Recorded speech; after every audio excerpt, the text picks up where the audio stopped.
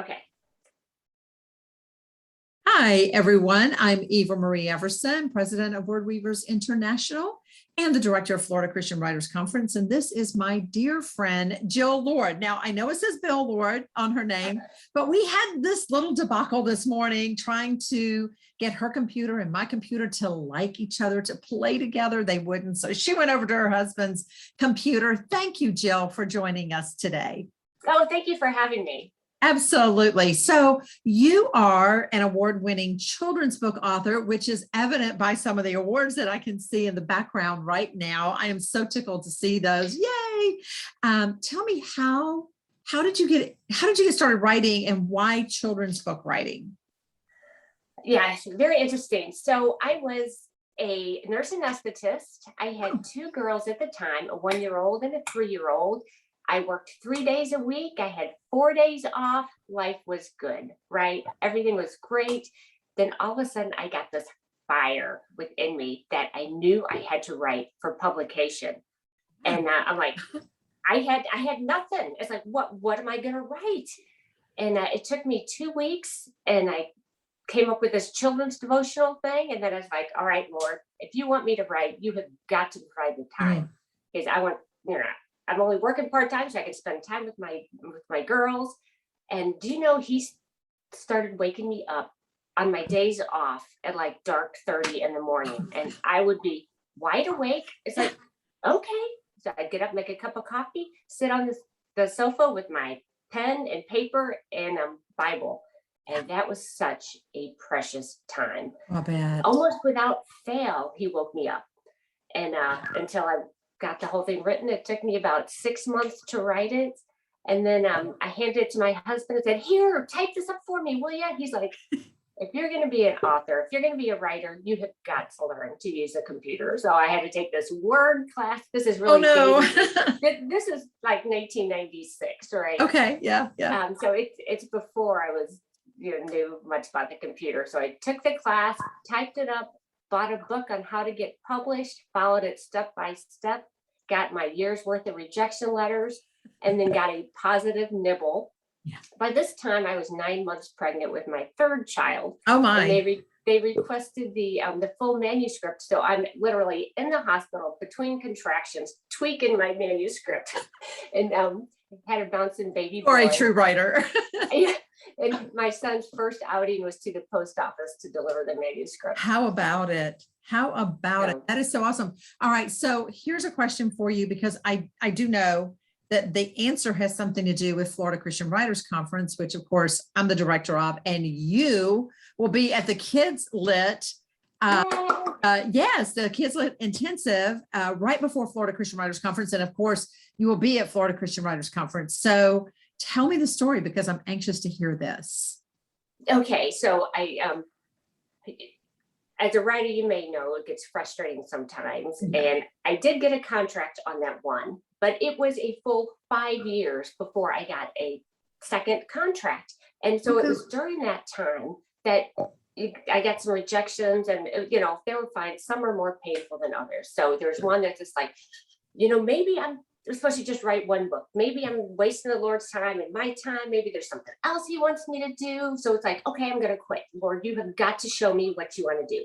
And I had been going to the Florida Christian Writers Conference for several years. I loved it. So I'm really honored to be teaching at this coming up here. I'm so excited. So it's like, all right, well, I quit writing, so I'm not going to go to my conference, but it's like, all right, Lord, show me what you want me to do. And would you believe he placed on my heart that he wanted me to go to this conference? So it's like, all right, I'm not a writer. I quit. You've got to show me what you want me to do. I'm going to go to this conference, but I'm like, Lord, you have got to tell me if I'm going to write or if there's something else for me, because I'm done messing around here. Yeah. So I went to the conference, and I had kudos from people about some manuscripts. And it's like, no, Lord, I want to hear from you. I don't want to hear from people. So I'm standing by this tree. It was at a different place, and there was a swamp. Brandon. It was, Brandon. Or Bradenton. Yeah. I'm sorry, Bradenton. Yes. Bradenton. Yes. There was a swamp. Yeah. I'm leaning against this tree, whining to God, you've got to tell me what you want to do. And I heard this scratching noise, this constant scratching noise. So I stopped whining to the Lord long enough to look up and see that there was a squirrel scratching on a nut. Yeah. And all of a sudden, it was like the Lord was speaking to me. This Mm. squirrel was going to get that nut unless he threw it down and quit. When people walked by, the squirrel would scurry on up the tree. He kept scratching, and he was going to get that prize. And Yeah. that is exactly what I had done. I How had about it? thrown it on the ground, and I had quit. So it was at that point at the Florida Christian Writers Conference that the Lord spoke to me through this squirrel. Yeah. And I vowed then that I would keep writing, and he has blessed. So keep scratching at the nut. That's what you're telling us, right? Yes, keep scratching the nut. He said squirrel. When I see a squirrel with a nut, I'm like, persistence, persistence. It is so funny that you mentioned this because I remember in Sunday school many years ago when I was just a little girl, and the Sunday school teacher said, when you think of God, how do you picture him? And my dear friend, Molly Laracy, who is now Molly Banks, said, I'll never forget it. She said, I always picture him like a squirrel. How funny is that you said, God used a squirrel to talk to you? That is excellent. That's funny. So Jill, now as a, multiple published, multiple award-winning children's book writer, what suggestions do you have then for those who are just starting out in this? My first suggestion is put your rear in the chair and start writing. Right. That is a huge hurdle to get off. Yes.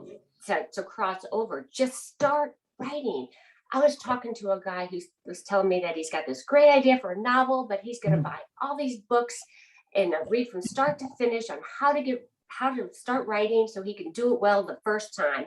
And it's been years. I still don't think he has sat down to write. So number one is just sit down, get it written. You can edit it, but once you get it on paper, it's almost like something magic happens. You've got something to work with, something to improve. The next is, you're going to love this. Find a critique group. Yeah. Word Weavers is all over the place. You need to have other eyes look at it besides your mom, your dad, and your spouse, right? Yeah. Yeah. You need to have some truth given back to you about your idea, and ways and to from make people who know what they're talking about. Yes. Yeah. And even if nobody else in the group writes for children, which I usually find myself in that position at my groups. I may be the only one writing for children, but everybody's read children's books. They know what works, what doesn't work, what could make it better, more publishable.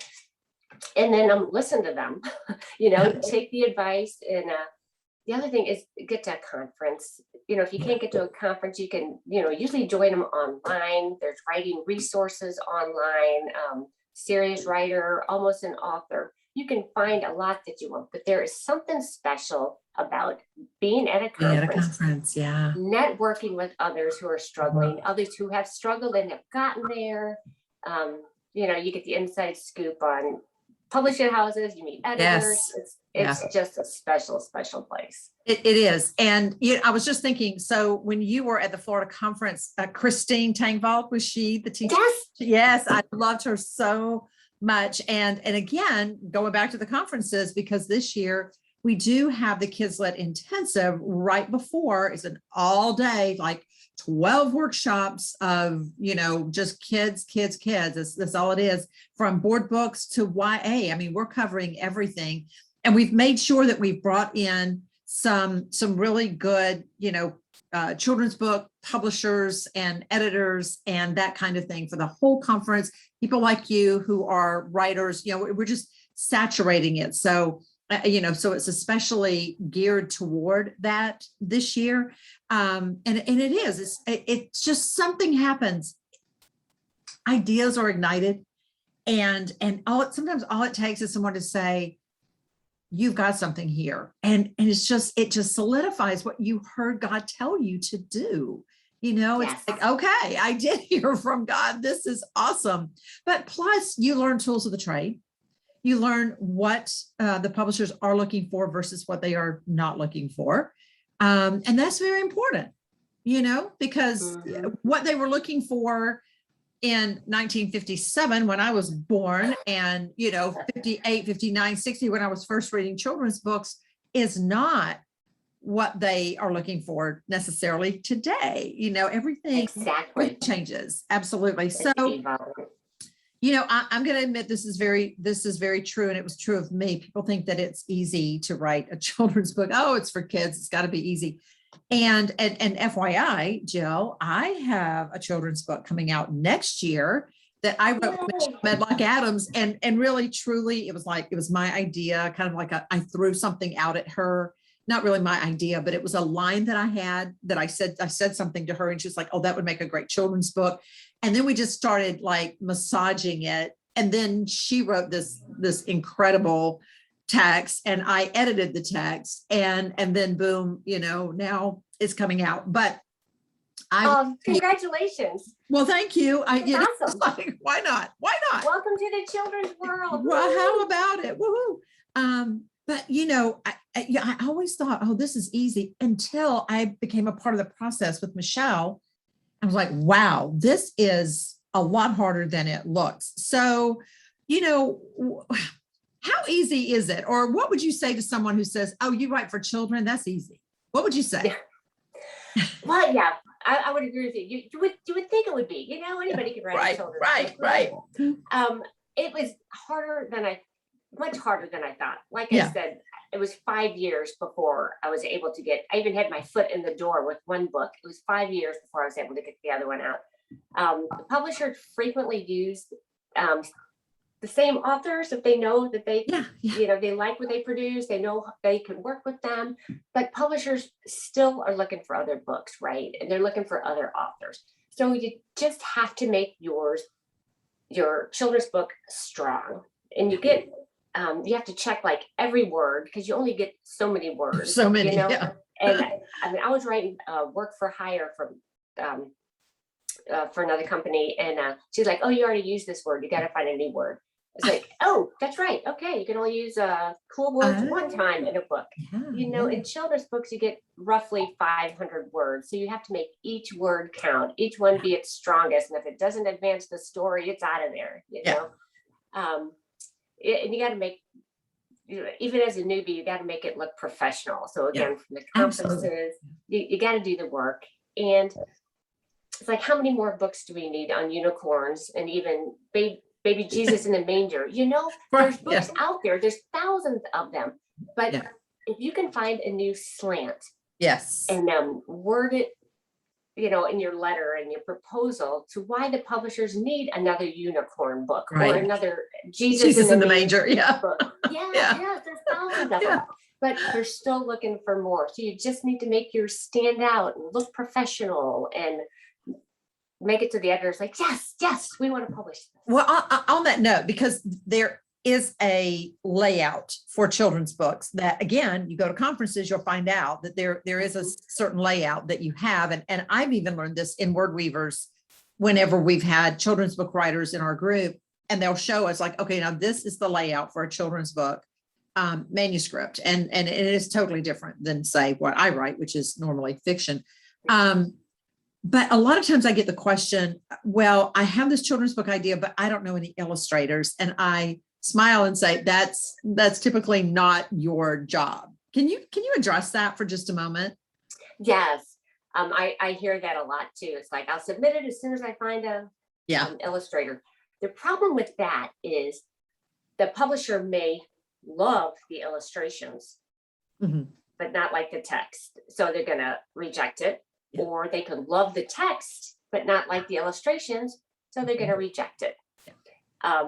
Whereas if you'd have just submitted the text, they would like it, So unless you are an illustrator yourself and want to do the whole book yourself, I would stay away from the illustrations. If they want you to find an illustrator, if they love your text and say, you know what, we'll do this, you find the illustrator, then concern yourself with it. But I have never come to that. They usually have their own illustration department. Yeah, I was going to say, don't they? A lot of the houses, they already have their illustrators. They know who they like and the style that they like, and what would go with your book. And it may end up being totally different than what you think. But you've got to trust the publisher. They're professionals. They know what works. They know Mhm. how these illustrators are to work with. And you just kind of have to hand your baby to them and let them run with it. Yeah, absolutely. So, where do you get the ideas for children's books?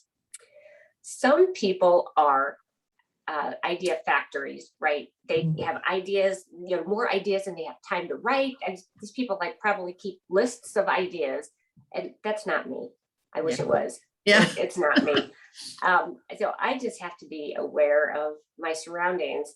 And like you said, your idea, you or Michelle had the idea, I and just then said you started something. Yeah. talking Yeah. about it. Yeah. You Yeah. kind of keep the idea in mind. What if? So Yeah. whatever you see, Yeah. what if?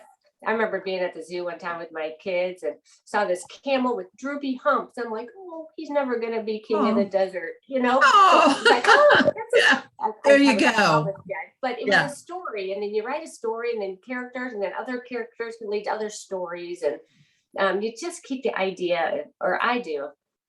What if? But I get a lot of my ideas on my runs, on walks Mhm. sometimes. Several of them Mhm. have come just from sitting in church, just to hear an idea. It's like, Yes. oh, what if? Yes. And Yeah. then you just run with it. I always say the favorite two words of a writer are what if? What if? I think, Because I mean, it's that way for fiction writers. It's that way for nonfiction writers as well. We just hear something and you go, but what if this? What if that happened? And so you may hear, Johnny went to the store and bought a box of sugar or something, and then you go, oh, but what if it was laced with arsenic or something? yeah. So I don't A children's book, um, maybe one fiction. that would be a murder mystery. I don't even write those. Yeah. But but you do. I mean, you just hear something and you think, well, what if? So, just as an example, my book, The One True Love of Alice Ann, that came out just a handful of years ago. We were at our neighbor's house, and he was World War II vet, and he had a Purple Heart, and they shared their story of how he had been shot down in the Pacific. She thought he had died. She moved back in with her parents. And then this thought just kind of came to my mind. Well, what if before he ever got back to her, because it was a long time before they knew that he was alive, what if she had met someone else? What if she had married someone else? What if? And I kind of took that and ran with it. And The One True Love of Alice Ann was born. So, Oh, that's so cool. yeah, you just never know where those ideas are going to come from. The book Dust that just came out, I was listening to Dust in the Wind, and that what if we are just dust in the wind, but what if we are more than just dust in the wind? And there you had it. There was another idea. So I love that about, seeing the camel with the droopy humps. That is great. So did that become a book? No, and I've written it as a screenplay, and I've written it, I can't find a home for it, but someday Hey, maybe. you never know. Maybe you'll find somebody at the Florida conference. That's right. That'd be great. That'd be awesome. That would be great. That would be great. Jill, thank you so much for joining us. And yes, we had a little bit of trouble this morning, but it was so worth it. And I look forward to seeing you really in just a matter of weeks at this point, but in a couple of months. Hey, you guys, if you are a children's book writer or a writer of any kind, of any genre, fiction, nonfiction, whatever, especially if you are a Christian writer or a writer who is a Christian, because we certainly do want to welcome all of you. You don't necessarily have to write for a Christian publication, but if you are a Christian who is a writer, please check us out. We're at word-weavers.com/Florida events, or you can just go to word-weavers.com Florida events. It's right on the front page. And we'd love to have you join us in October. It's October the 20th through the 24th. I think those are the dates. I don't know. I just show Somewhere on there. Yeah, I just show up, and when it's time to go home, I pack up and I go home. So anyway, we thank you again, Ms. Jill, for being a part of this, and we will see you soon. Bye for now.